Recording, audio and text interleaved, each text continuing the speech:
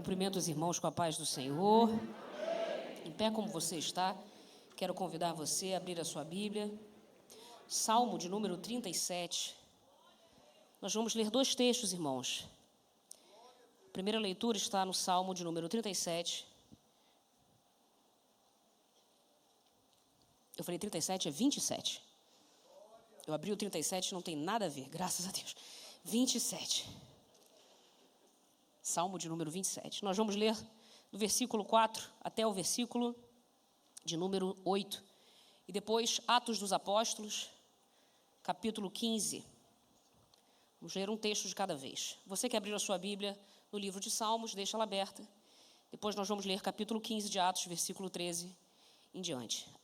Salmo 27, Salmo de Davi, diz a palavra do Senhor, versículo 4. Uma coisa pedi ao Senhor, e a buscarei, que possa morar na casa do Senhor todos os dias da minha vida, para contemplar a formosura do Senhor e inquirir no seu templo. Porque no dia da adversidade me esconderá no seu pavilhão, no oculto do seu tabernáculo me esconderá. Por-me-á sobre uma rocha. Também agora a minha cabeça será exaltada sobre os meus inimigos que estão ao redor de mim. Por isso oferecerei sacrifício de júbilo no seu tabernáculo. Cantarei, sim, cantarei louvores ao Senhor. Ouve, Senhor, a minha voz quando clamo. Também tem piedade de mim e responde-me.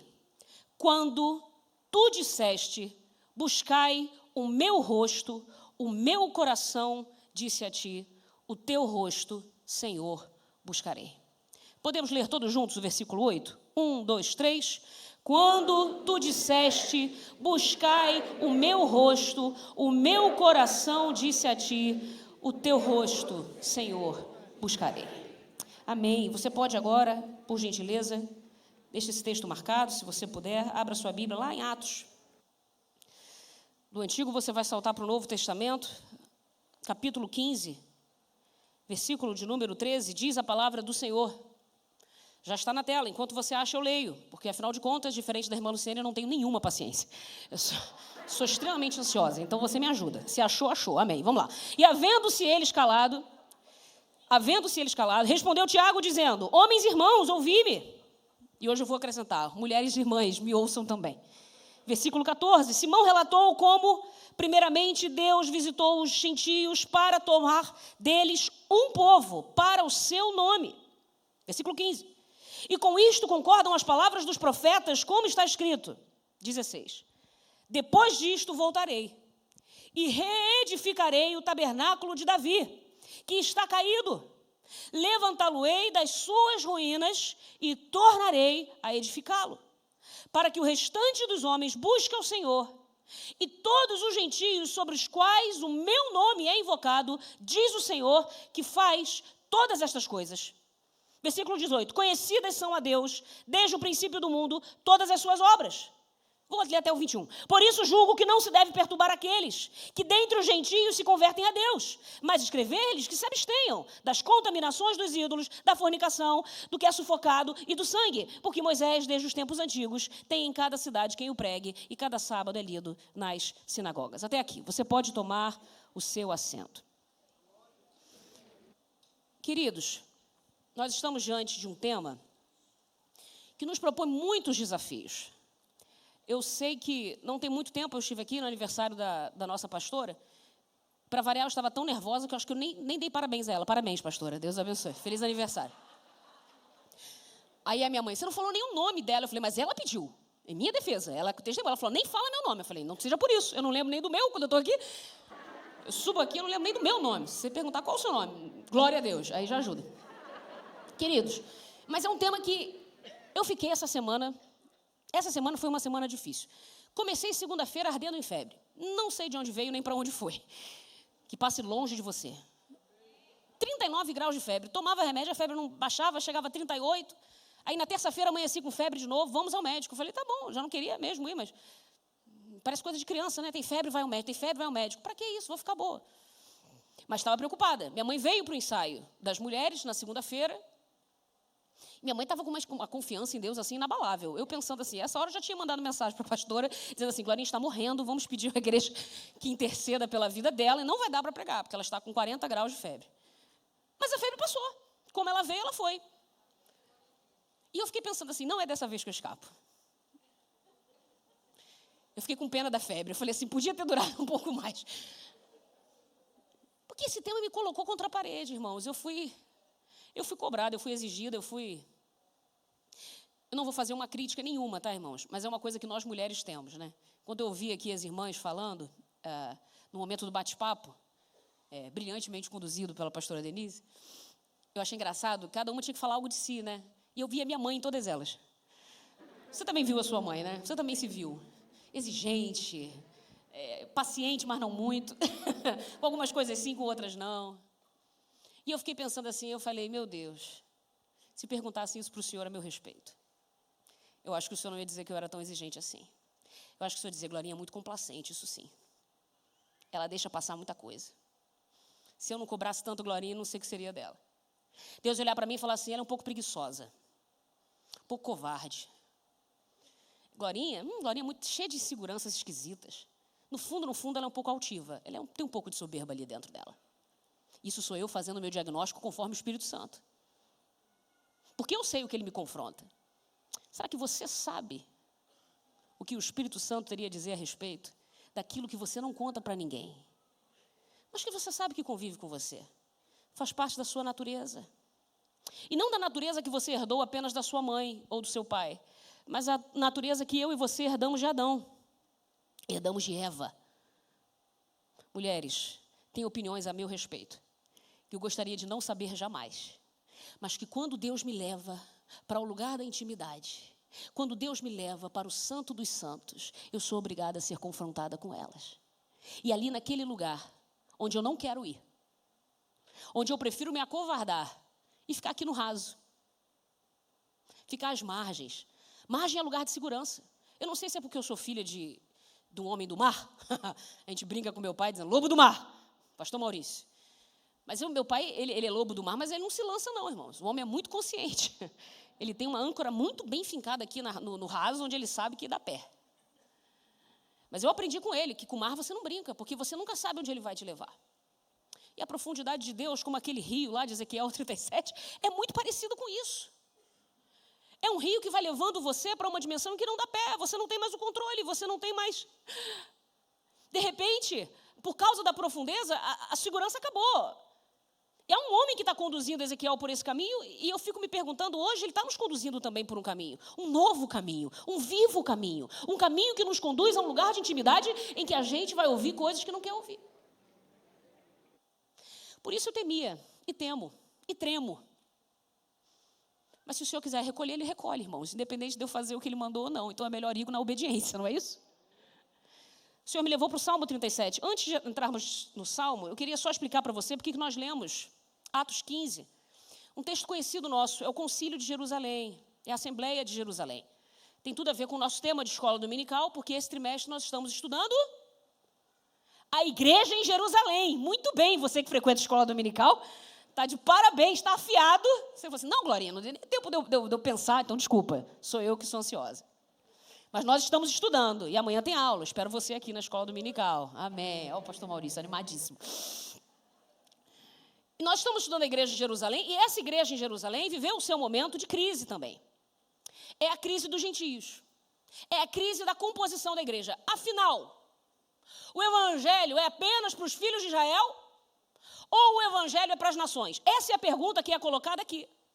Depois de vários eventos e acontecimentos, o próprio apóstolo Pedro, ele traz o seu testemunho a respeito de Cornélio, Paulo adiciona suas palavras, Barnabé adiciona suas palavras, e no final Tiago arremata. Palavras do apóstolo Tiago, versículo de número 14. Pedro, Simão, relatou como primeiramente Deus visitou os gentios para tomar deles um povo para o seu nome.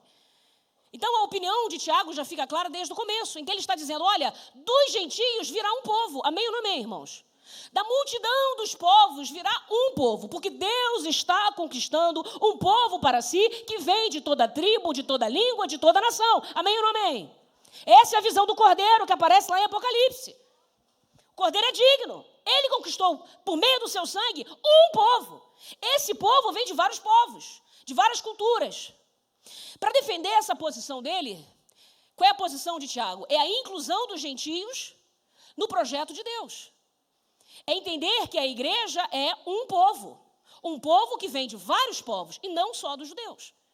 Então agora, a barreira da inimizade, aquele muro que havia, que separava o gentio do judeu, apóstolo Paulo vai dizer aos Efésios, caiu.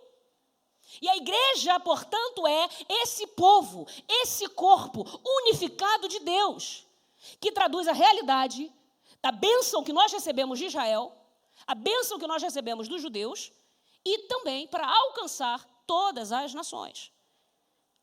Quando ele está defendendo esse ponto, olha o que diz o versículo 15. Com isso concordam os profetas. E ele passa então a citar um profeta, que é o profeta Amós. Amós capítulo 9, versículo 11, salvo engano, é o texto em que Tiago se apoia. Tiago se apoia em Amós para defender o seu ponto, de que a salvação também pertence aos gentios. Qual é o ponto de Tiago? A salvação também pertence aos gentios.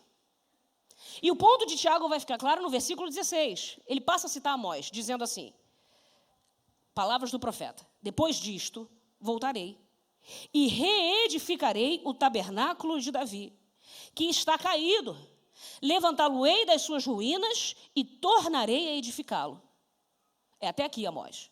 Ele passa a recorrer a outros textos e resgata para dizer, para que o restante dos homens busque ao Senhor e todos os gentios sobre os quais o meu nome é invocado, diz o Senhor, que faz todas estas coisas. Então, o argumento do apóstolo Tiago, escute isso, é dizer o seguinte: olha, a igreja é a reedificação de um tabernáculo. A igreja é a reedificação do tabernáculo caído de Davi. Na igreja está cumprida a promessa feita em Amós, de que o Senhor, e não outro, pois só ele teria condições de fazê-lo, de que o próprio Senhor, por sua mão forte, tornaria a levantar, a edificar o tabernáculo de Davi. Eu lembro há uns 15 anos, talvez tenha mais. Pastora Maeli está aí, ela vai me ajudar a lembrar, se ela estiver ali. Amém. Pastor Henrique Araújo. Ele esteve aqui pregando num congresso de jovens, e eu era adolescente. Então eu disse, tem 15, deve ter uns 5 meses só. Eu era adolescente, e eu nunca esqueci. Ele é um homem estudiosíssimo, e o tema de dissertação dele daquela época, há 15 anos atrás, era o tabernáculo de Davi, a respeito do qual ele escreveu um livro que se chama A Reedificação do Tabernáculo de Davi, falando sobre a igreja. Eu nunca esqueci a imagem que ele pintou no meu coração naquele domingo pela manhã. Se eu tinha 15 anos, 16 anos, era muito. E ficou no meu coração uma palavra que ele trouxe, olhando para esse texto. Ele disse algumas coisas. Uma delas foi, olha, quando Deus pensa na igreja, ele não pensou no tabernáculo de Moisés. Ele poderia ter feito menção ao tabernáculo de Moisés, dizendo, vou tornar a levantar o tabernáculo de Moisés. Ele não pensa também no templo de Salomão, grandiosíssimo templo de Salomão, com toda a sua beleza e a sua fartura de detalhes, e o seu trabalho artístico. E ele poderia ter dito, tornarei a levantar o templo sonhado por Davi, mas executado por Salomão. Mas quando ele olha para a igreja e para a realidade da igreja, essa igreja que expressa a multiforme graça de Deus, que alcança povos de todas as nações e de todos os lugares, de todas as línguas e tribos, como nós já falamos aqui, por alguma razão, Tiago vai para Amós. E ele diz, vocês lembram que Deus prometeu a Amós não tornar a levantar o tabernáculo de Moisés? Como nós ouvimos aqui pela irmã Sara, ele cumpriu o seu propósito.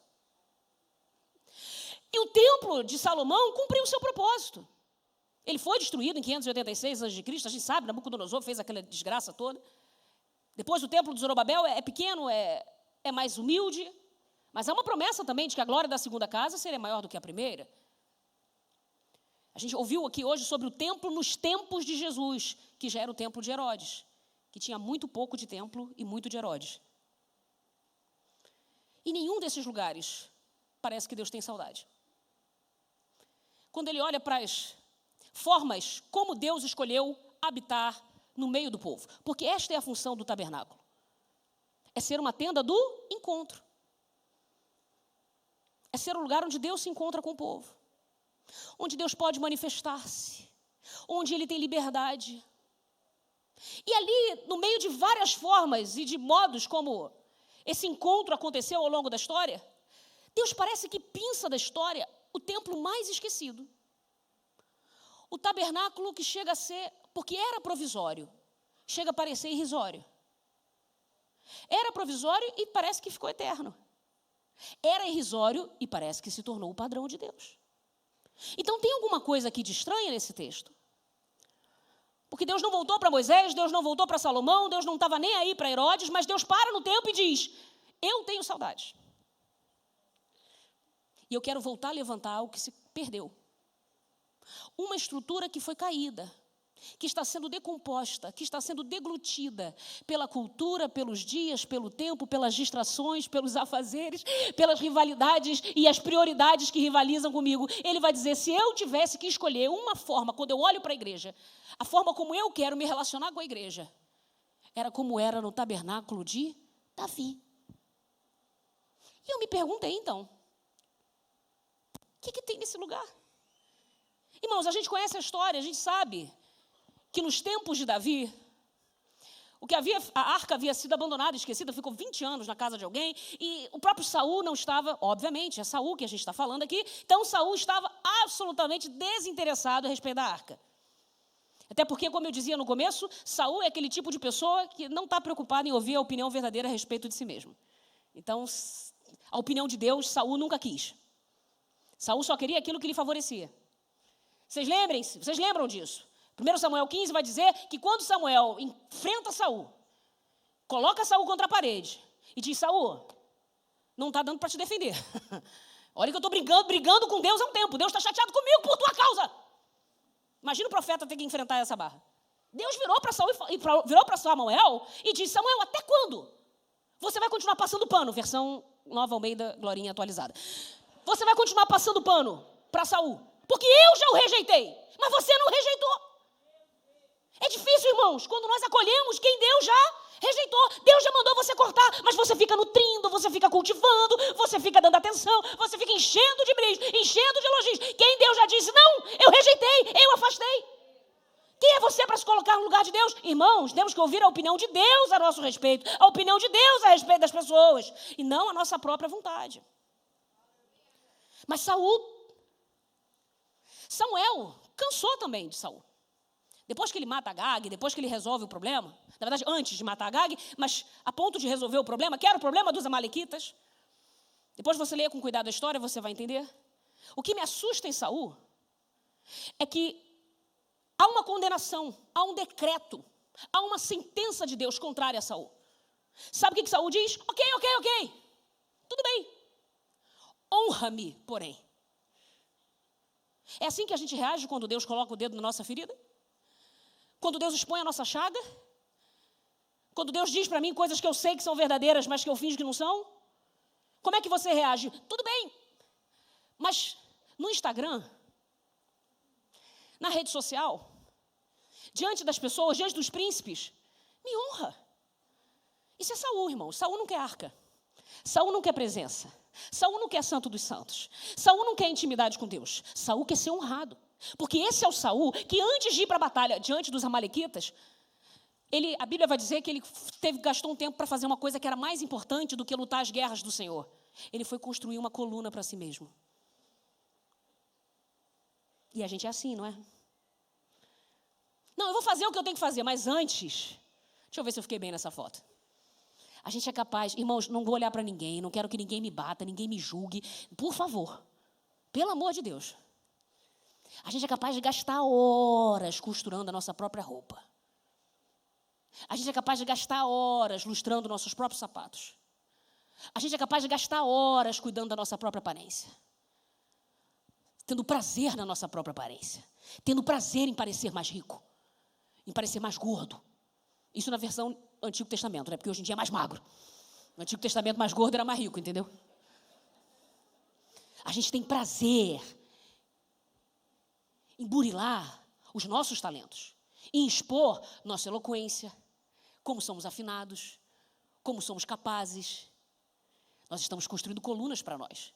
E não é de espantar que quando Deus deu uma ordem clara, simples, absoluta, que é, vai e extermina o nome de Amaleque de debaixo da terra. A gente ouviu uma ordem simples, direta, absoluta, e a gente a transforma em obsoleta. Que a gente diz assim, não, mas todo mundo não é todo mundo, não precisa matar todo mundo. Preservei o melhor da terra para o sacrifício. O que eu quero dizer para você? A arca estava esquecida. Quando Davi assume o seu governo, assume o reinado, ele tem uma prioridade no coração dele. E a pergunta que está no coração de Davi é, como trarei a arca para mim? Eu preciso da presença. Irmãos, a arca de Deus, ela é a arca da aliança. Ela representa a aliança de Deus com o seu povo. Ela tem vários nomes na Escritura. Um deles é o assento da misericórdia. Sabe o que Deus está dizendo? Sabe o que Davi está dizendo? Como eu, que sou rei, vou me assentar diante de um trono e ter a misericórdia de Deus distante de mim, não vai dar certo. Não vai dar certo, porque se eu não tenho a arca perto de mim, o que eu serei é Saul parte 2. E eu tenho para mim uma opinião pessoal. Aceito discordâncias. Por que cargas d'água Deus moeu tanto Davi? Porque não é possível que ele passasse 10 anos entrando e saindo de caverna, temendo pela própria vida, tendo que passar de maluco, tendo que babar pela barba, tendo que inventar situações. Quando ele já tem a unção de rei, quando o próprio Samuel foi lá encontrá-lo ainda na casa do seu pai, irmãos, ele tem tudo. E por que Deus parece que vai retardando a promessa? Por que Deus parece que está tendo prazer em moer Davi? Eu tenho uma opinião. A minha opinião é que Deus estava fazendo de tudo para que Davi não se tornasse um novo Saul. Porque eu acho que, não sei, Deus me perdoe. A gente olha para a história de Saul e Saul foi muito tranquilo, irmãos. Estava lá de trás da bagagem, estava lá, falou, não quero. Filho de Quis, não. Com aquela cara de humilde, igual essa que você está me olhando aqui agora, quebrantado. Eu sei fazer cara de quebrantado. Pastor Jaime passa e faz assim. Teme o beicinho. Isso funciona com todo mundo, só não funciona com a minha mãe. Eu chego em casa, treme beicinho, minha mãe olha para mim com um olhar assim. É parar de tremer agora. Mas essa cara aí que a gente tem, que a gente sabe ser Saul. Foi muito fácil para Saul. E ele terminou o governo dele como? Honra-me, porém. Eu sei que eu estou errado, mas não vou me arrepender. Eu sei que eu estou em pecado, mas estou preocupado com isso. Estou preocupado com a minha coluna que eu erigi lá atrás. Estou preocupado com o meu nome. Estou preocupado com o meu status. E aí, irmãos, Deus investe em Davi, faz diferente. Fala, Davi, tu não vai ficar assim não, hein? Ah, mas eu sou humilde, é pouco. Vou te humilhar mais. Quando eu estiver lá, na caverna de Adulão, tendo que lidar com um bando de gente fracassado, você vai descobrir que quer governar um reino de gente difícil. Gente com coração duro. Aconteça o que acontecer com você, Davi, eu vou esmagar tanto o teu coração, que teu coração não vai endurecer. E quando você estiver em pecado, e quando você tiver desonrado o meu nome diante dos ímpios, e ter dado motivo para as nações falarem contra mim, e eu tiver todos os motivos para te espantar a pontapé desse trono, Davi, eu vou levar um profeta, e vou fazer com você igualzinho eu fiz com Saul, mas a tua reação vai ser diferente. Você não vai dizer honra-me, você vai dizer pequei contra o Senhor. Seu coração nunca será o de Saul. Irmãos, que Deus possa trabalhar na minha e na sua vida, moer cada um dos nossos ossos, nos triturar debaixo da sua potente mão, para nos humilharmos e nunca sermos como Saul. E Davi descobre o segredo para isso. Ele diz, eu preciso dessa arca perto de mim. Preciso da sua presença. Preciso ser lembrado de por que eu estou aqui. Preciso ser lembrado de que eu não fui escolhido porque tinha o melhor diploma, não tinha o currículo, não tinha credencial. Pelo contrário, eu fui esquecido pelo meu pai. Era invejado pelos meus irmãos. O próprio profeta deve ter desconfiado de mim. Porque é Deus quem fala, Samuel, eu já conheço você, então vou te antecipar. Não olha para a aparência, porque o garoto não tem. Então você não foi chamado pela aparência. Você não foi chamado pelo currículo. Não foi. Mas em algum momento do reinado você vai esquecer disso. Você vai olhar de novo para a aliança. Você vai olhar de novo para a arca, para o assento da misericórdia. E vai lembrar que Israel tem um rei que é sobre você. Acima do teu trono está o trono do Senhor. Acima da tua coroa está a coroa dele. Acima do teu cetro está o cetro dele. Acima da tua autoridade, do teu governo, está a glória do Deus de Israel. Essa nação não é sua, Davi, para você fazer o que quiser com ela. Esse povo pertence ao Senhor. Traga o rei para perto. E agora ele tem uma decisão.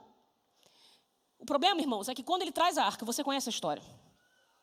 A arca que ficava na casa de Abinadab, no meio do caminho, os filhos de Abinadab estão carregando a arca e um deles se chama Uzá.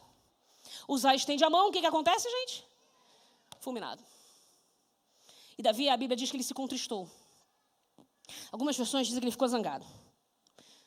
É horrível quando você tenta fazer tudo certo e dá tudo errado. É horrível, quanto mais você tenta acertar, parece que mais Deus te humilha. E agora tem um morto aqui. E você já ouviu inúmeras mensagens sobre por que Deus fulminou Uzá. Alguém já disse que é porque Uzá havia se acostumado com a presença de Deus. Afinal de contas, essa casa ficava na casa dele. Abinadab era seu pai. Ele devia dormir, acordar, tomar café da manhã com a arca. E chega um tempo que a gente começa a trivializar o que nunca foi trivial.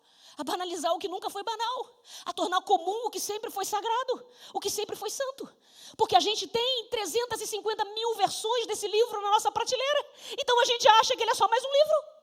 Porque a gente tem 350 mil mensagens nos alfarrábios que a gente pode consultar quando achar que Deus vai nos chamar para falar alguma coisa. E a gente esquece que as coisas de Deus não são assim. Elas não são banais. E aí, quando a coisa dá errado, a gente acha que pela nossa inteligência, pela nossa sagacidade, Uzá é muito sagaz. Na minha vigia, não vai cair. Eu vou estender a mão e vou segurar. E vou sair como herói. Ainda vão dizer assim, graças a Deus, Uzá estava lá na hora certa. Você acha que isso não passou na cabeça desse menino? Ainda bem que eu estou aqui, hein, pastor? Se eu não estou, se eu não estou aqui para ajudar Deus, quem ia ajudar o Senhor? Se não fosse a minha mão para amparar a arca, a gente ia falar, Icabode, foi-se a glória de Israel de novo. Não é assim? Mas Deus não vai deixar Uzá sair com esse gostinho. Ninguém ajuda Deus. Deus é um Deus santo. E a sua presença é uma presença de santidade. Uzá vai descobrir que ele tomava café, dormia, acordava com a arca, mas por causa dela ele também pode morrer. E agora Davi está muito triste, mas aí bem a boa notícia, irmãos, a arca vai parar na casa de um rapaz chamado Obed-edom. E a mesma arca que representa a santidade de Deus, que traz um senso, um peso da santidade de Deus, é a mesma arca que traz o senso da prosperidade que Deus traz. Porque a Bíblia diz que o Senhor abençoou a casa de Obed-edom, tudo quanto ele tinha, por causa da arca. A boa notícia correu para Davi. Davi, fica tranquilo, não se contriste mais, não se zangue mais. A pergunta do coração de Davi era, como trarei a arca para mim? E agora Deus está dando sinalizando com graça, dizendo, pode trazer, eu sei punir, mas eu também sei abençoar. Eu sei pesar, mas eu também sei fazer carinho. Quem aqui foi filho ou filha de uma mãe ou de um pai disciplinador sabe do que eu estou dizendo? Porque eu conheço a mão da disciplina. A mão da disciplina normalmente vem acompanhada de uma havaiana, ou de um cinturão, ou de um instrumento de tortura do momento. Era alguma coisa, o que tivesse a mão, na verdade, né? Minha mãe era criativa. A mão sabe pesar. E eu olhava para a mão do meu pai, principalmente quando eu era criança, porque meu pai ele tinha uma cara de brabo, ele tinha um bigode. Vocês lembram do pastor Maurício com bigode? Quem aqui é da época do pastor Maurício com bigode? Só a pastora Lucene. Amém, amém. O pessoal lembra, ele tinha um bigode assim, tinha uma cara de brabo. Aí ele chegava em casa todo fardado, eu olhava assim brabo, tipo, o que você está aprontando aí? Você sabia que obviamente eu estava aprontando? E eu olhava para ele com o olho desse tamanho, porque eu lembrava da mão, a mão do papai é pesada. E minha mãe dizia, fica tranquila, quando chegar em casa eu não vou falar nada com você não, vou falar com seu pai. Seu pai vai conversar com vocês.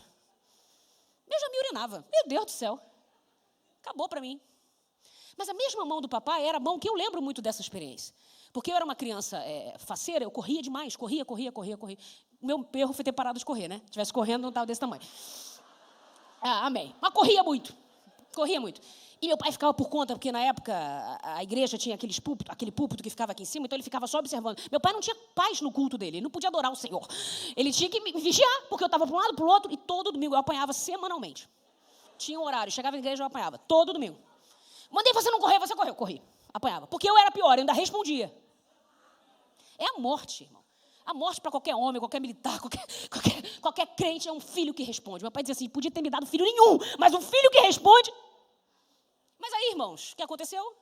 Essa mesma mão que eu tinha temor, reverência, reconhecimento, era a mesma mão, eu lembro disso, como eu dizia, eu corria muito. Então, às vezes, num aniversário de família, com muitas crianças, com muitos pais usando a mesma calça jeans que todo homem usava na década de 90, com aquele cinto até aqui em cima.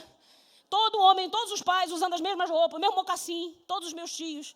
Eu sempre tive muitos tios, então muitos primos, muitas crianças correndo. No meio daquelas pernas todas, aquele emaranhado de pernas. Já dizia o Carlos Drummond de Andrade, né? O bonde de pernas, era aquelas pernas todas indo. De vez em quando eu me entranhava na perna certa. E eu me jogava assim na perna. E me dava aquele solavanco, porque eu nunca fui uma pessoa delicada. Quando dava aquele solavanco, aquela mesma mão que tantas vezes me punia, merecidamente, era a mesma mão que descia assim sobre as minhas costas. E que me apertava contra as pernas dele.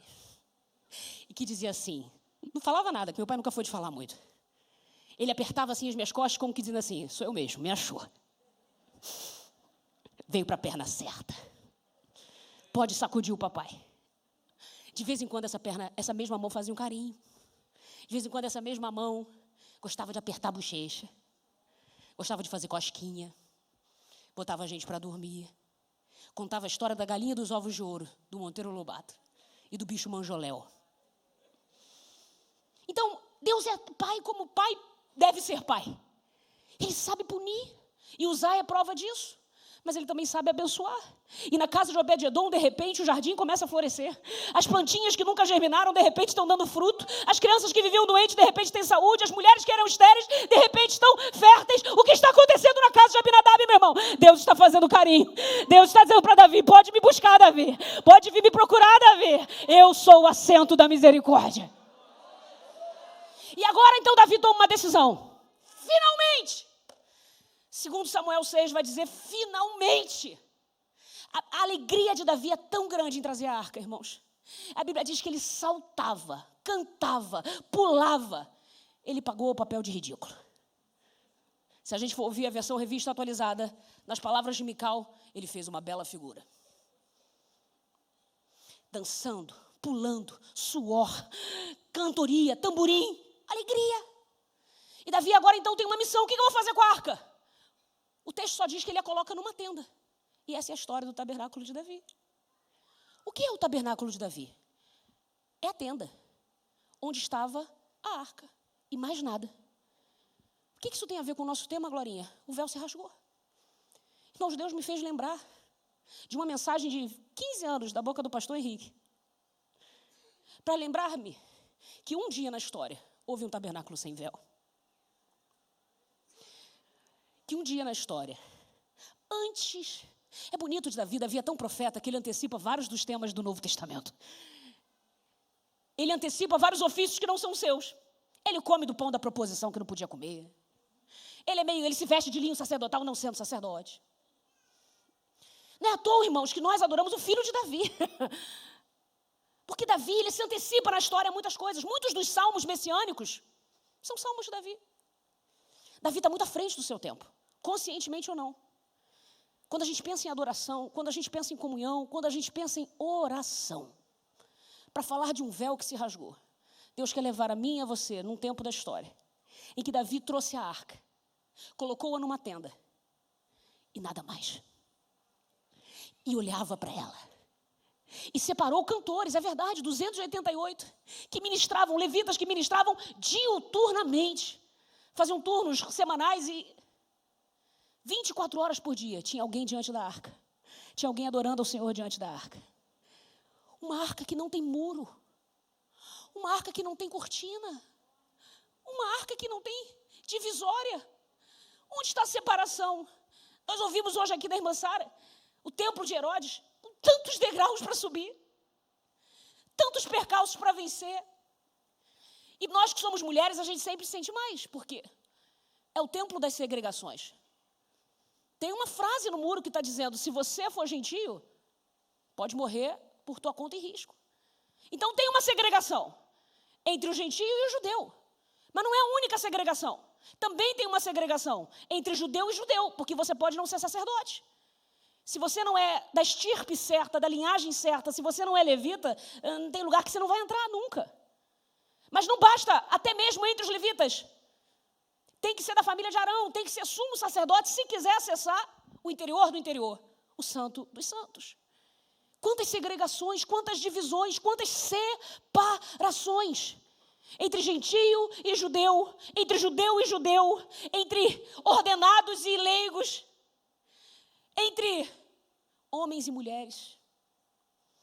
Tem pátio mulher, que é pra gente, tem lugar que a gente nunca vai entrar. Tem uma experiência triste que aparece lá em Ezequiel. As mulheres chorando no pátio exterior. A morte de Tamuz. Um ídolo babilônico. Um deus pagão. Não estou dizendo que mulher é santa, não. A gente está vivendo o tempo que o feminismo parece que deu à mulher um status de ser menos pecadora do que os homens. Nós também somos capazes de criar ídolos no pátio do templo, tá? Eu sei do que a gente é capaz de fazer. Eu conheço a Eva que habita em mim. Tem mulher que é pior que muito homem. E tem homem que é pior que muita mulher. O que você está me dizendo, Glorinha? É uma realidade da vida. O pecado contaminou a todos. Não existe ninguém isento da realidade que não tenha sido afetado pela entrada do pecado no mundo. Mas o templo antigo é o templo das divisões, das separações, das segregações. E agora a gente olha para Tiago dizendo, mas a igreja não se parece com esse templo. Eu vou repetir, a igreja não copia o modelo do templo de Herodes, irmãos. O véu ter se rasgado e a profecia de Amós dizendo, eu tornarei a levantar sim um tabernáculo, não de Herodes, o tabernáculo de Davi. Opa!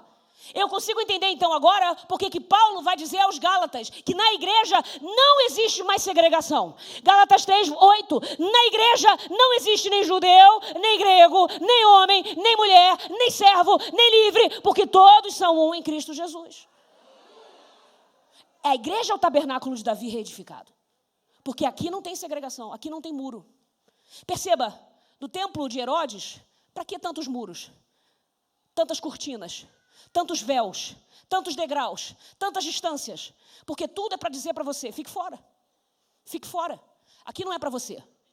Aqui não é teu lugar. Vou abrir um parênteses e vou fechar. Lembro da minha avó uma vez, ouviu? Minha avó, Nédia, mãe do papai. Meu pai conta essa história. Hoje a gente ri, mas a história é triste. Agora eu vou falar isso, você não sabe se vai rir ou não. Não ria. Já está rindo. Que um dia uma irmã virou para ela e disse assim, irmã Nédia, eu tive um sonho com a senhora.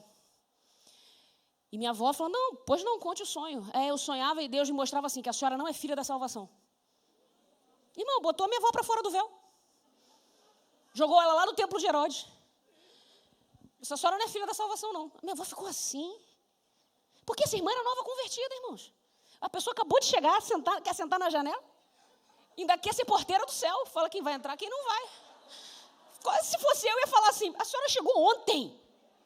Até ontem estava rodando lá em outros lugares. E está querendo rodar aqui dentro? Não vai rodar não, minha irmã. Aqui todas as baianas são convertidas, amém? Cadê a irmã Rita? A outra querendo... E a minha avó ficou contristada, ficou triste, ficou, meu Deus, será que eu não sou filha da salvação? Mas acho que nem um calvinista mais abusado falaria isso para minha avó. Que nem eles têm certezas, eles são falar sério. Me perdoa. Isso a gente corta. Volta para cá. Irmãos, a minha avó ficou... E aí meu pai, que santo varão, virou para ela e falou assim, ô mãe, o que você está fazendo dando ouvido para espírito enganador? Tu não sabe que o diabo veio para roubar a tua paz? Veio para dizer para você ficar de fora, para você ficar longe do arraial, longe do átrio externo, longe do pátio, que você não tem lugar. Mas eu quero lembrar você que o Senhor está reedificando, levantando o tabernáculo de Davi. E é nesse tabernáculo que não tem muro, que não tem porta, que não tem véu. É o tabernáculo em que Deus está dizendo, eu rasguei o véu para dizer, pode entrar. É para vir para perto. Onde tudo nos expulsava, irmãos. A mão invisível de Deus descosturou o que os homens costuraram. A mão invisível de Deus atravessou 12 centímetros de espessura, irmã Sara. Atravessou de alto a baixo para dizer, isso nunca vai vir dos homens. Se eu não levantar esse tabernáculo de Davi, ele nunca será erigido. O que é o tabernáculo de Davi, portanto, irmãos? Primeira coisa, aqui eu vou recorrer em 1 minuto a um comentário do pastor Henrique, para a gente entender por que ele tem a ver com as nações. Ele vai dizer o seguinte: nesse tabernáculo, o pastor Henrique menciona, que é um tabernáculo voltado às nações. Ele dá 2 argumentos para isso. Primeiro, pela composição dos coros orquestrais que Davi constituiu. Não vamos trabalhar isso aqui, acredita na palavra do pastor, crê em Deus, creia também em mim. Segundo, a ascendência genealógica de Davi. Como assim, Glorinha? Irmãos, de quem Davi é filho? Vamos combinar? Ele é bisneto de uma moça chamada Ruth. Ruth, mostra o RG. Certidão de nascimento, Ruth. Então, de onde eu vim, eu não posso nem entrar no templo. Não podia entrar no templo, irmãos. Aí Davi vai construir o templo para deixar a bisavó dele de fora? Não podia. Ele falou assim, não. Mas tem outra mulher também. A Ruth vai casar com um rapaz chamado Boaz. Caso você não tenha vendo nessa escola dominical, em casa você pesquisa. Ruth era moabita. Um povo complicadíssimo. Complicado que só a graça. Mas Ruth alcançou graça diante do Senhor. Então, Davi vem de uma genealogia. Claro, como eu dizia, do lado do marido dela, Boaz. Boaz é filho de uma moça chamada Raabe. Fica difícil, né, Raabe? Fica difícil, Davi. Não está podendo escolher, não está podendo selecionar. Brincadeiras à parte, eu quero dizer a você que o tabernáculo de Davi é um tabernáculo das nações. É por essa razão e por muitas razões que Deus, quando olha para a igreja, ele diz, nesse tabernáculo que eu vou levantar, que eu vou edificar, povos de toda língua, tribo ou nação virão e adorarão. Todas as profecias, irmãos, se apontam para isso. Israel como sendo luz para as nações. Cristo como sendo aquele descendente de Abraão, em quem são benditas algumas famílias. Só as do Papa. Não, o Papa nem pode ter família. Só as da estirpe. Só os assembleanos. Só o pessoal que pensa igual a mim. Não, meu irmão. Todas as famílias da terra são alcançadas com a bênção que há em Cristo Jesus. Tabernáculo de Davi é das nações. Agora, tem um detalhe, e aqui a gente tem a ver com o nosso tema para a gente encerrar.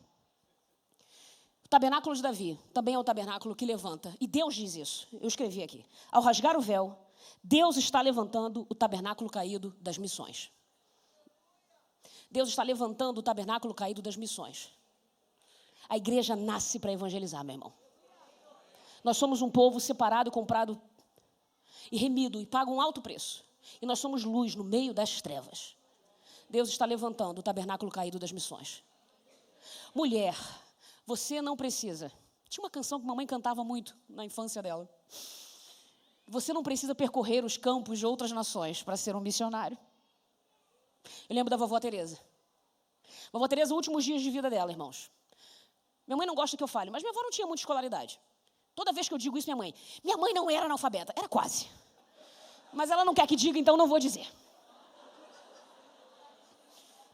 Não diminui nada a mulher que ela era. Pelo contrário, aumenta. Só mostra como a graça de Deus foi ainda maior na vida dela. Que deu a ela tanta sabedoria, apesar de nunca ter diploma.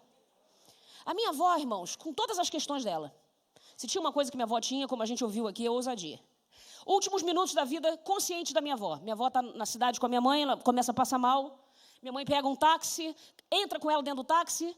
A minha avó está passando mal, está tendo um AVC. Desse AVC ela terá outro e do outro não voltará. Então, dali, minha avó já vai para o hospital e não volta. São os últimos momentos conscientes dela. Minha avó está tendo um AVC. Eu falei, minha mãe não, minha avó está tendo um AVC. Minha mãe está acompanhando.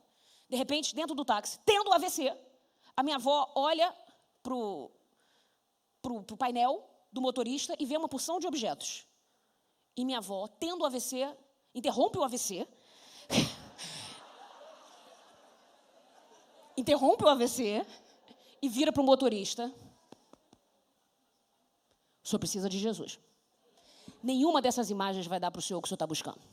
Em Jesus Cristo o senhor vai achar salvação. Não há outro nome. Não há outro nome debaixo do céu pelo qual importa que sejamos salvos. Não há outro nome. Só há um mediador entre Deus e os homens, Jesus Cristo o homem. Não há outro nome. Irmão, a minha mãe olha para o lado e fala, mãe, a senhora está morrendo. Como que dizendo, trate de morrer, depois resolva seus assuntos. A minha avó tinha uma consciência no coração dela muito clara.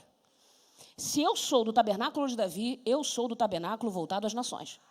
Nenhum ímpio, nenhum homem ou mulher ficará diante de mim sem ouvir a palavra do Salvador. Eu morro, mas eu levo mais um. Eu morro, mas eu levo mais um. Eu morro, mas eu levo mais um. Será que esse mais um pode ser o motorista do Uber? Será que esse mais um pode ser o seu vizinho? Será que esse mais um pode ser o seu colega de trabalho? Professor do seu filho? Será que esse mais um pode comer com você todos os dias? É o tabernáculo das nações. É a igreja do Senhor. Deus está levantando. Mas não apenas isso. Ao rasgar o véu, Deus está levantando. Meu Deus, faltou só 350 páginas. Acabou já. Ao rasgar o véu, Deus está levantando o tabernáculo caído da intimidade. O que é o tabernáculo de Davi?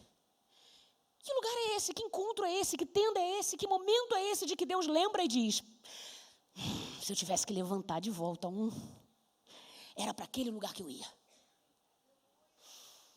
E eu fiquei me perguntando, eu falei, Senhor, o que tinha naquele lugar? Irmãos, aquele tabernáculo era diferente porque ele era marcado pela espontaneidade. Ele era marcado pela autenticidade. Ninguém ensinou para Davi como devia fazer. Ele fez o que o coração dele clamava por fazer. Cantores, levitas, levanta sacerdotes, levanta, vou botar esse povo todo que está 30 anos sem trabalhar. No tempo de Saul tinham folga, no meu tempo não vão ter. 24 horas por dia. Cantando, salmodiando, louvando, adorando ao Senhor. Davi estabelece a espontaneidade na adoração. Davi restabelece, ele cria instrumento que não existia, irmãos. Que vontade louca é essa de adorar a Deus? Que você olha para tudo que é criado e você diz, não é o bastante, não é o bastante, não é o bastante. Preciso de algo diferente, preciso de algo que puxe uma nota que ninguém puxou, preciso alcançar um lugar que ninguém alcançou. Senhor, o que eu posso fazer para o Senhor que ninguém fez? Espontaneidade, autenticidade, sinceridade, verdade. Esse é o tabernáculo da intimidade, meu irmão. E eu fiquei olhando para Davi e eu pensei em algumas coisas em Davi. Me perdoe, irmãos, talvez eu peque aqui, mas se pecar foi tentando acertar. Davi não tem pudor. Quem diz isso não sou eu, é Mical, né? Despudorado. Ele dançava diante do Senhor como se ele fosse um vadio. Palavras de Mical. Ele não se via como vadio, não. Mas ele disse, se você acha que eu sou desprezível e que estou me humilhando, vou ser mais desprezível e vou me humilhar mais. Não é para você que eu estou fazendo? Vou usar uma expressão. Davi não tem vergonha. E a gente pode olhar isso de dois ângulos, né? Para Mical, isso é algo terrível. Um rei que não cumpre protocolo. Hoje eu achei engraçado, vou mencionar isso rapidamente. Não devia nem falar isso, né? Vou falar. Não, vou falar não. Deixa pra lá. Vou falar nada, vou falar não. Não faz essa cara não, que depois a luta é minha. Não. Vou falar não. Um rei, volta pro texto. Um rei, Senhor, eu te agradeço pelo autocontrole que tu me deste. Deus é fiel, irmãos. Orei muito por esse momento e Deus me controlou. Olha lá. Um rei que não respeita protocolo. Um rei que não tem tempo. Irmãos, a Bíblia diz que ele dançava com tanta alegria diante do Senhor. Tu imagina aquelas roupas do linho sacerdotal pulando, subindo pela cabeça. Alguém viu a canela do rei. Alguém viu o joelho do rei. Não sei mais o que as pessoas viram. Para de imaginar porque tu é crente. Mas sabe o que eu lembrei? Eu lembrei de uma pregação que eu ouvi há uns anos atrás. Ou um livro que eu li, eu não tenho certeza, do Tim Keller, que ele falava sobre o pai pródigo, o Deus pródigo. Se você não conhece o livro, leia, excelente. Sabe o que ele diz? Irmãos, não nos espanta, mas deveria nos espantar, que o pai do filho pródigo vai ao seu encontro correndo. Porque naquele tempo, homem de fazenda, de status, não corre não. Ele manda um empregado. Fala, fulano, vai ver o que está acontecendo. Você consegue imaginar?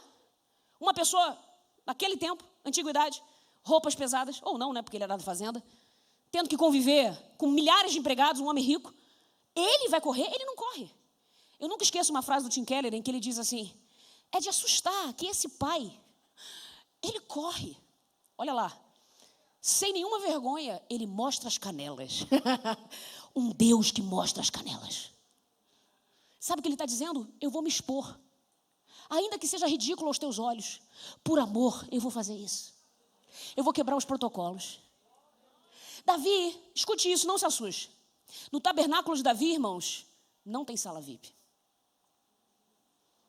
No tabernáculo de Davi, não tem rei com cetro, com trono, com coroa. No tabernáculo de Davi, ele é um como qualquer outro é. Porque ele sabe que todos temos o mesmo acesso ao Santo dos Santos. Todos temos o mesmo acesso à Arca da Aliança. Não existem privilégios. A gente está vivendo um tempo em que a gente faz a sala para o Neymar. Se vier alguém com Porsche na igreja, tem que abrir espaço para o Porsche. No tabernáculo de Davi, lembrei de uma história verdadeira. Meu pai tinha uma irmã de... Meu pai, quando ele era criança, ele conta de uma irmã chamada Irmã Neves. As pessoas de Caxias da época dele lembram bem, porque Irmã Neves, ela tinha um ministério de cura. Deus a usava curando. E ela tinha uma oração na casa dela que ficava assim de gente. Claro, sinais, maravilhas aconteciam assim. Meu pai cansou de ver cego ver. As pessoas saindo carregando cadeira de rodas. Muito milagre. E um dia veio uma esposa do mais alto empresário evangélico da época. Veio aqui o nome dele, mas adivinha, não vou falar. Agora que eu aprendi a ser autocontrolado, domínio próprio. Irmãos, o mais alto empresário da época. Daqui a pouco para o carro, que é um carrão, na porta da igreja, lá em Caxias, onde está lá a oração da Irmã Neves. A rua não tem asfalto, é a casa dela, não tem lugar para sentar. Alguém disse assim, parou um carro ali. Tá bom, e daí? Não, a irmã fulana, esposa desse grande empresário, a irmã fulana está aí. Tá bom, o motorista dela mandou avisar que ela chegou. Tá legal. Aí a Irmã Neves olha para um lado, olha para o outro, e diz assim, avisa ela, se ela quiser entrar, tem lugar só na cozinha, hein? Irmã, ela vem a madame com um salto desse tamanho, se enfiar do lado do fogão, com gente com pandeiro rodando. E aí, a irmã veio aqui, a irmã tá... não, eu preciso de uma oração. Eu falei, então vamos orar. Aí vem um detalhe, irmãos. A irmã Ana está aqui. Cadê a irmã Ana que orou? Ela estava aqui, ela conhece essa história. Foi lá para trás. Ela conhece essa história. A Irmã Neves, ela era usada por Deus. Ela ministrava curas. Mas Deus usava ela de um jeito peculiar. Ela batia nas pessoas. Não era assim. Ela orava e dava um safanão. Como é que vai orar agora? Pela esposa do homem. O motorista nem entrou, porque não tinha lugar para ele. O carro está lá, pegando lama, pegando chuva. A moça está grudada no fogão. E vai receber oração. Vai receber oração igual todo mundo recebe oração. Mas eu pergunto a você agora. O que você preferia? Entrar com câncer e sair com câncer? Ou entrar com câncer, sair com hematoma, mas sair curado?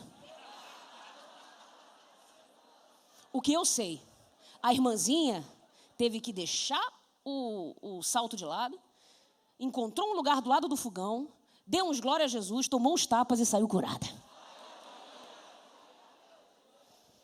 Isso é tabernáculo de Davi, meu irmão. Aqui, escute isso. O véu ter se rasgado diz para mim e para você, não é mais só o sumo sacerdote, não. É você tendo ou não dente na boca, tá me ouvindo? Com unha suja de graça ou com unha que acabou de fazer, não tem problema não. É para você que disse assim, poxa, eu usei 20 anos o mesmo vestido, estou até com vergonha de usar. Os israelitas ficaram 40 no deserto. E Deus renovou. Deixa eu dizer algo para você, o mundo está preocupado com outras coisas, irmãos. Nós estamos preocupados. Nós queremos ser tabernáculo de Davi. Levanta, Senhor, de novo. Levanta, Senhor, de novo aquele povo que está preocupado em ter intimidade com o Senhor e não em aparecer, em servir e não em ser visto. Eu olho, irmãos, para a história de Davi, é essa simplicidade dessa tenda. Ele não tem vergonha. Eu escrevi algumas coisas aqui, o tempo foi embora. Eu vou falar algumas coisas. Davi não tem pudor mesmo, não. Ele é exuberante, ele é extravagante, ele adora sem medida, sem contar nada. Ele já ensina no Antigo Testamento esse negócio de quebrar o vaso de alabastro, a derramar água, que é a água do coração. Ele já ensina lá no Antigo Testamento a gritar à beira do caminho, desesperadamente. Esse negócio de ficar trepando, subindo em figueira brava, foi Davi que ensinou. Davi já ensinava a quebrar o teto até da casa de Jesus, se for necessário. O que Davi me ensina? Meu irmão, quando a gente só quer a presença de Deus, a gente não quer mais nada. Se lembrarem de nós, não vai fazer diferença nenhuma. Se aplaudirem o nosso nome, não vai fazer diferença nenhuma. Se elogiarem o nosso canto, não vai fazer diferença nenhuma. Mical, a sua opinião é a sua opinião. Tudo que eu quero é estar perto da arca.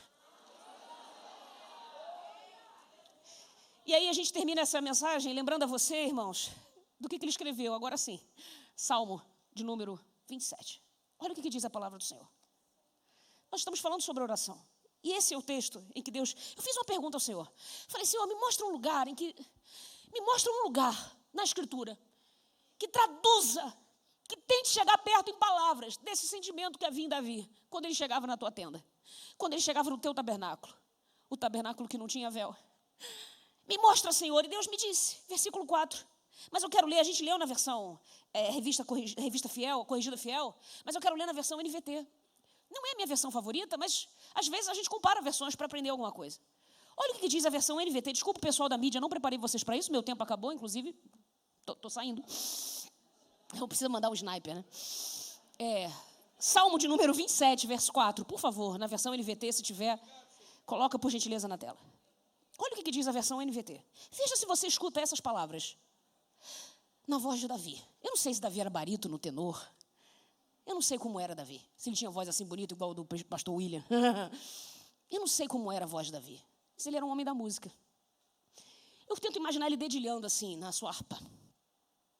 E ele fala algumas palavras. Ele diz assim: a única coisa que peço ao Senhor, o meu maior desejo, é morar na casa do Senhor todos os dias da minha vida.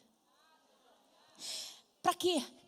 Para contemplar a beleza do Senhor e meditar no seu templo. Pois ali me abrigará em tempos de aflição, e em seu santuário me esconderá. Em segurança numa rocha alta me colocará. Então manterei a cabeça erguida acima dos inimigos que me cercam. Em seu santuário, em seu tabernáculo, a tenda, aquela tendinha, aquele lugar bem simples, que era para ser provisório, mas que foi ficando. Ali eu vou oferecer sacrifícios. Com gritos de alegria, cantarei e louvarei ao Senhor com música. Ouve minha oração, ó Senhor, tem compaixão e responde-me. Versículo 8. Meu coração ouviu tua voz dizer: venha. O véu está rasgado, venha. Não há mais obstáculo, venha. As distâncias são vencidas, venha. E entre na minha presença. E meu coração respondeu: Senhor, eu irei. Irmãos, glória a Jesus, glória a Jesus. Glória a Jesus. Tem um tabernáculo, irmãos, que o Senhor deseja reerguer.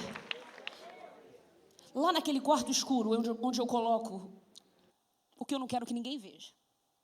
Lá, naquela poeira da minha vida, naquela história mal contada, mal resolvida, naquele projeto que foi abandonado, aquela coisa que eu nem oro mais. Deus está querendo levantar um tabernáculo ali, para dizer: deixa eu reinar lá também. Deixa eu fazer daquele lugar o assento da minha misericórdia. Irmãos, o desejo do coração de Davi, eu escrevi tanta coisa. Eu quero terminar, eu preciso terminar. Algumas coisas eu quero dizer a respeito disso. O que Davi descobriu sobre a intimidade com Deus? Em 1 minuto. Ele descobriu que uma vida de oração é uma busca diária. Ele disse todos os... Já falamos sobre isso aqui, não vou repetir. É o dia da adversidade, mas é o dia da exaltação sobre os inimigos. Todos os dias eu quero morar, eu quero habitar. Nenhum dia eu vou faltar. Todos os dias eu quero estar na tua presença. Segundo, ele descobriu sobre a intimidade, que intimidade é um maravilhamento. Contemplar a beleza. É só isso que ele quer. É estar diante da beleza de Deus, que reeduca os nossos sentidos. O mundo é um mundo que exauriu a beleza das coisas, das pessoas. O mundo é antiestético. Mas Deus é a absoluta beleza. Ele é luz, Ele habita em luz inacessível. Ele que começa esse salmo dizendo: o Senhor é a minha luz. Tu és o ser mais belo que há. A partir de ti, tudo que é belo será belo. E a partir de ti, tudo que não é belo, eu direi que não é para mim. Maravilhamento, encantamento não é uma palavra boa, porque lembra negócio feitiço, né? Mas a ideia de deslumbramento. Senhor, eu estou tão maravilhado. Irmão, será que a gente ainda senta nessa cadeira maravilhado?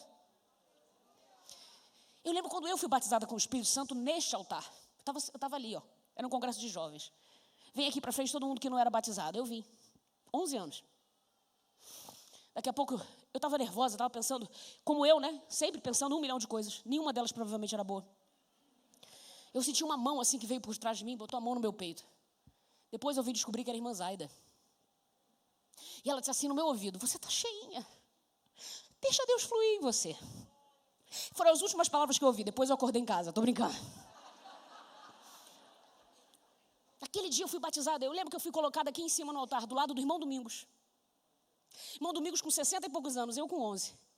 Isso é cumprimento de Joel. O jovem e o velho. O velho tem visão, o velho sonha, o jovem corre, mas é pelo Espírito, irmãos. É tabernáculo de Davi, tem lugar para o velho, tem lugar para o jovem, tem lugar para o homem, tem lugar para a mulher, tem lugar para o analfabeto, tem lugar para o doutor, tem lugar, porque o véu foi rasgado para você também. Mas eu me pergunto, tantos anos depois, será que eu ainda me maravilho quando eu entro aqui? Será que tudo para mim já está tão banal, está tão comum, está tão ordinário? Será que a gente entra aqui reclamando da conta que tem que pagar, reclamando do filho que não fica bom, do marido que não presta? E a gente perde a oportunidade de contemplar a beleza do Senhor. Irmãos, orar sem cessar é cultivar a permanente consciência da presença de Deus. E a cultivar. Se a gente não se esforçar para isso, a gente não entra no Santo dos Santos. Por fim, ele me ensina que intimidade é uma vida contínua de oração e busca, é maravilhamento, é diálogo, não é monólogo. Também falamos disso aqui hoje. Olha o que ele diz: responde-me, Senhor. E ele ouve Deus dizer, e ele responde ao que Deus diz. É diálogo da alma com Deus. Não sou eu largando, despejando sobre Deus como se ele fosse um terapeuta pago para me ouvir reclamar. É eu penetrar no silêncio de Deus e ouvir o que ele tem para me dizer, que com ouvidos humanos eu não consigo entender. Por fim, vida de oração, maravilhamento, diálogo, é buscar a face. Olha o que ele diz: busca a minha face. Senhor, eu buscarei a tua face. O que significa a face de Deus? É a ausência do véu. É Deus sem véu. É Deus desnudo, é Deus despido. É Deus como ele é, sem nenhuma interferência, sem nenhum obstáculo. Porque Jesus, o novo e vivo caminho do seu sangue, abriu o caminho, a gente pode olhá-lo no seu rosto e buscar a sua face como ele é. Receber de Deus quem ele é, entregar a Deus tudo o que nós somos. A mensagem agora acaba, porque eu estou literalmente muito além do meu tempo. Mas eu queria pensar com você uma coisa. Depois que o véu foi rasgado na morte de Jesus, os judeus em algum momento tiveram que recosturar esse véu. Pelo menos até o ano 70, quando o templo foi destruído. E eu fiquei pensando, Senhor, será que de vez em quando eu tento recosturar o véu também? Não acontece comigo de eu não querer o tabernáculo de Davi? É muito simples. Só entrar é por graça, é por misericórdia. Como assim não tem que subir a escadaria da penha de joelho? Como assim não é o tamanho do meu dízimo? Como assim não é eu bater ponto na igreja todo dia? Como assim não é eu usar melhor? Como assim? É muito simples esse tabernáculo, Glorinha. Chega lá e adora. E aí, de vez em quando eu tento reconstruir. Eu tento recosturar. Como é que eu recosturo esse véu? Quando eu vivo uma vida com Deus, que não é uma vida de intimidade. Não é um relacionamento pessoal, é institucional. Não é um relacionamento orgânico, é artificial. Não é um relacionamento incondicional, é um relacionamento circunstancial. Se as coisas estão bem, eu estou bem. Se as coisas estão mal, eu estou mal. E Deus está dizendo para você, não é você. Não é você, Glorinha. Deus levanta o tabernáculo para ele. É a forma como ele quer ser adorado. E Deus quer ser adorado no meu pranto e quer ser adorado no meu riso. Deus quer ser adorado quando tudo está dando certo. Todos os dias da minha vida, eu contemplarei a beleza dele. Tudo em redor está feio, Deus sempre é belo. Seu marido é feio, Deus é belo. Seus filhos são feios, Deus é belo. As mães estão dizendo, o meu não. Tem dia que a gente está feio. Hoje você quase não veio aqui porque o diabo disse para você que tu estava feia. Fala a verdade. Que bom que você olhou na cara dele e disse, eu sou feia, mas Deus é belo.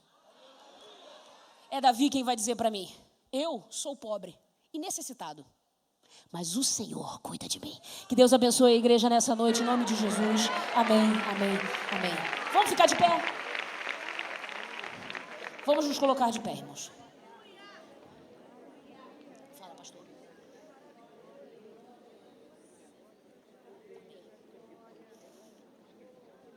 Queridos,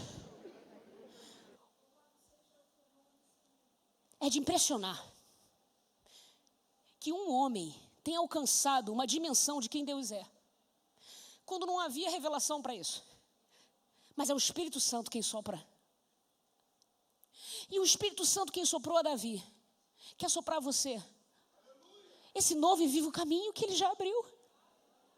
Quer dizer para você, quebra o protocolo, irmão. Glorinha, O que vão pensar de mim? Se você vier chorando na presença de Deus? Se você rasgar suas roupas diante do Senhor? Vão pensar que você não virou Saul. A oração que eu quero fazer com a igreja hoje é uma oração de gente que se recusa a virar Saul. De gente que quer permanecer com o coração de Davi.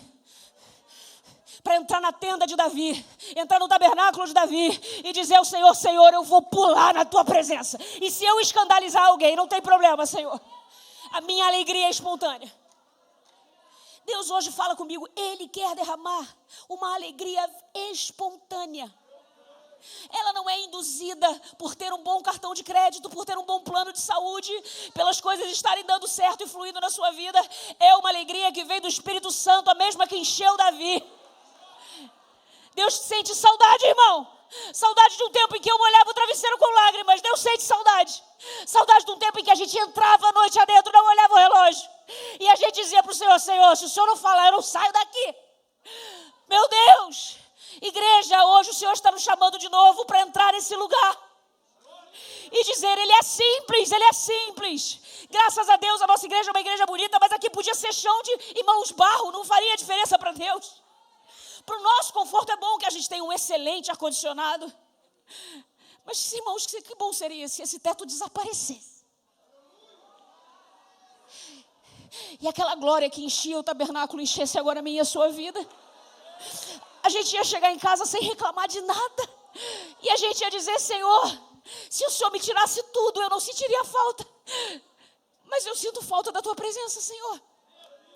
Você que está aqui, mulher, você que veio aqui, eu sei que você tem muitas demandas, eu sei que a tua família, eu sei que teu trabalho, eu sei que o ministério, eu sei que tem muita coisa enchendo a sua cabeça. Hoje Deus está dizendo: eu rasguei o véu, rasgue o seu coração. Eu rasguei o véu por você, foi para trazer você para perto. Não deixa nada te afastar de mim. O altar está aberto, se você deseja vir aqui. Vai orar o quê, Glorinha? Vai pedir o quê? Vai pedir o quê? Vou pedir uma coisa: levanta em mim, Senhor, esse tabernáculo. O Senhor disse que o Senhor levantaria, eu não tenho força para levantá-lo, mas o Senhor Deus é poderoso, Ele nos purifica, Ele nos limpa, Ele nos santifica. Você que está aqui hoje deseja, vem ao altar. Vem ao altar para dizer, para expressar para o Senhor uma adoração diferente. Uma adoração extravagante, uma adoração que você nunca expressou. Porque você estava preocupado com 1 milhão de coisas. Hoje Deus está dizendo para você uma coisa só. Uma coisa só é importante. E quem escolher a boa parte não lhe será tirada. No mundo de muitas Martas, Deus está levantando Marias. No mundo de muitas Martas, Deus está levantando mulheres que vão edificar esse altar, que vão dizer: entro com autoridade, entro com intrepidez, entro com alegria, entro com a liberdade de saber que serei aceita, de saber que eu sou vista, de saber que meu Pai me vê. Se meu chefe não me vê, meu marido não me vê, meus filhos não me veem, o assento da misericórdia. E o Senhor Deus, Ele é poderoso, meu irmão. Ele é poderoso para trazer de volta aquela alegria da salvação que a gente vai perdendo. Para trazer de volta a intimidade de falar o teu nome de madrugada e você saber que é contigo. De mostrar a você coisas que Ele não mostrou a mais ninguém. De inspirar canções que ninguém nunca cantou. Instrumentos que ninguém nunca criou. Ó Senhor, encontra em nós o coração de Davi, que quando foi confrontado com o seu pecado não deu desculpa. E nós estamos diante de Ti rasgando o nosso coração para dizer: Senhor, se nós pecamos, nos perdoa. Ó sangue do Altíssimo, nos purifique. Nós precisamos do Senhor. Meu Deus e meu Pai, como igreja estamos diante de Ti, Senhor. No nosso coração, meu Deus, quantas pressões, quantas opressões, quantas imaginações sobem à nossa cabeça. Senhor, nós temos tantas situações que não conseguimos resolver. Mas hoje nós estamos priorizando o que tem de mais importante em nós, Senhor. O que tem de mais importante em nós é a intimidade contigo. Meu Deus, eu coloco diante de Ti, Senhor, mulheres que têm se sentido abatidas pelo frio da alma, pelo inverno do mundo. E hoje o Senhor está trazendo para perto, e nós estamos entrando com ousadia, nós estamos entrando com alegria, nós estamos dizendo, quebrando os protocolos. Senhor, quebramos que for necessário para estar perto do Senhor. Oh, Senhor, tem misericórdia de nós, Jesus. Que no meio de um mundo de tantas confusões, haja simplicidade na nossa adoração. Queremos te adorar com instrumento, queremos te adorar sem instrumento. Queremos prestar a ti a adoração que Abraão prestou, o cutelo na mão, Senhor, dizendo: nós adoraremos e voltaremos. Senhor, que a nossa adoração seja obediência verdadeira diante de ti, não de palavras, mas de verdade, Senhor. Se isto for verdade na nossa vida, Senhor, a adoração vai trazer bênção sobre nossa casa, assim como trouxe a Obed-edom. O coração dos filhos se converterá aos pais, e o coração dos pais se converterá aos filhos. Casamentos são feitos restaurados, Senhor. Senhor, não haverá necessidade de insistência, porque haverá espontaneidade. Queremos entregar tudo que temos, tudo que somos, Senhor, porque entendemos que esse véu se rasgou para que eu e todos os meus irmãos pudéssemos contemplar a beleza do Senhor todos os dias. É a única coisa que nós pedimos. Senhor, se nós estivermos pedindo outra coisa, nos perdoa, Senhor. É a única coisa que nós buscamos, nós não precisamos de mais nada, nada mais nos satisfaz. Senhor, se o Senhor quiser curar esta enfermidade, Tu és poderoso para fazê-lo agora, Senhor. Se o Senhor quiser abrir esta porta de emprego, Tu és poderoso para abrir agora, Senhor. Se o Senhor quiser tapar, fechar todos os buracos, as brechas, as arestas, não tem nada que o Senhor não possa fazer. Mas nós estamos diante de Ti com um clamor no nosso coração. Uma coisa nós te pedimos, Senhor. Nos permita habitar na Tua presença todos os dias. E eu te peço, Senhor, abrevia o tempo da adversidade, mas que nós passemos ele na Tua presença. E quando o Senhor resolver exaltar a nossa cabeça sobre os nossos inimigos, nós não nos gloriaremos em nós. Nós viremos oferecer sacrifício diante do Teu tabernáculo. Senhor, eu te peço hoje por uma igreja, Senhor, que somos nós, prostrados diante do Senhor, te dizendo: reedifica, Senhor, levanta de novo, levanta de novo, levanta de novo. Levanta o ministério que está caído, levanta. Levanta o serviço que foi perdido, levanta. Levanta o dom que foi esquecido, levanta. Levanta este tabernáculo com poder e autoridade. Levanta este tabernáculo, Senhor, na vida desta mulher, na vida deste moço e desta moça. Levanta este tabernáculo, Senhor. Aqui está o Teu prazer, Senhor, aqui está o nosso prazer. Pertencemos ao Senhor e Te agradecemos por isso. Faz novas todas as coisas da nossa vida, Senhor. Nos ajuda a nos deslumbrar, a nos maravilhar com a beleza do Senhor mais uma vez, em nome de Jesus.